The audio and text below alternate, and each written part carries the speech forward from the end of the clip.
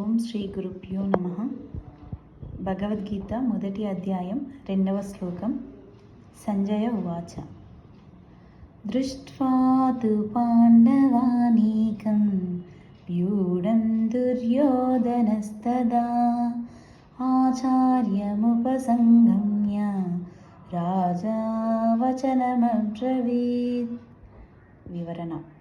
సంజయుడు ఇలా పలికెను: సైనిక వ్యూహాత్మకంగా నిలిపి ఉన్న పాండవ సైన్యాన్ని చూచిన దుర్యోధనుడు తన గురువు ద్రోణాచార్యుని సమీపించి ఈ విధంగా పలికెను.